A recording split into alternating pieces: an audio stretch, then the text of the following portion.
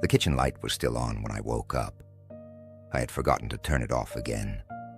It made a small hum, the kind you only hear when the house is quiet. I stood there for a moment, barefoot on the cold floor, looking at that light. Not annoyed, just tired and a little sad. I thought about how many mornings I rushed past small things like that, lights, sounds, people. And the question came back to me, the same one that has followed me for years now. Why did I wait so long to notice what was already here? I am 79 years old. I have lived long enough to see patterns repeat, in myself, in others. I've watched time move in circles, not straight lines. For most of my life, I believed there would be a later to slow down, later to listen better, later to feel things fully, later to say what mattered. I didn't say this out loud back then, but it lived in me, quietly. I thought paying attention could wait. When I was in my 30s, I used to eat dinner standing up. Plate in one hand, fork in the other, always halfway to somewhere else. The food was warm, but I barely tasted it. My wife would sit at the table. She liked to eat slowly. She noticed flavors. She talked about small things. A bird outside, a letter from her sister. I remember nodding while chewing fast. I remember saying, without hearing her full sentence. I remember feeling busy, even when I wasn't. I told myself I was doing important things. I told myself this was what being responsible looked like. Years later, I tried to remember what we talked about during those dinners. Most of it was gone, not because it wasn't meaningful, but because I wasn't really there. That's the part that hurts. There was a man I worked with. His name doesn't matter now. He fixed machines, quiet hands, always calm.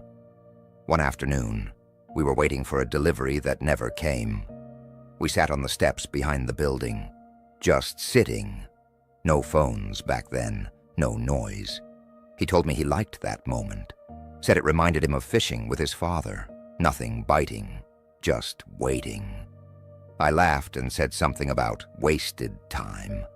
He didn't argue, he just smiled. A few years later, he retired early. Health issues. I heard he spent his mornings sitting on his porch, doing nothing, people said. I didn't understand it then. I understand it now. The truth is, I was always preparing for life instead of living it. Getting ready, planning, fixing, rushing. I ignored the quiet moments because they didn't feel useful. They didn't move anything forward. They didn't look impressive. But those were the moments where life was actually happening. My daughter used to ask me to read her the same story every night. Same book, same words. I would sigh inside, even while smiling. I wanted something new, something efficient. Sometimes I rushed through the pages, changed my voice less, skipped descriptions. One night she stopped me. She said, "You missed the best part." I asked which part. She pointed to a sentence I had read too fast to notice. A small line about a character sitting quietly under a tree. She wanted me to read it again. Slower. I did. But I didn't feel it then. I feel it now. That question still stays with me. Why did I wait so long to notice what was already here? I didn't ignore big things. That's the strange part. I showed up for birthdays. I worked hard. I paid bills. I kept promises.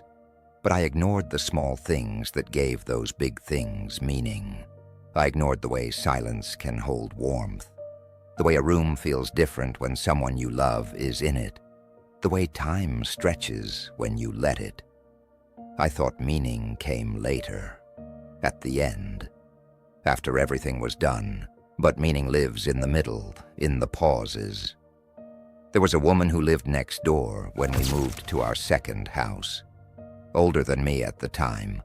She watered her plants every evening at the same hour, slowly, carefully. I used to wave from the driveway. She always waved back, never hurried. One evening she asked if I wanted a cup of tea. I almost said no. I had things to do. But something made me stop. I sat with her on a small bench by the fence. We didn't talk much, just watched the light change.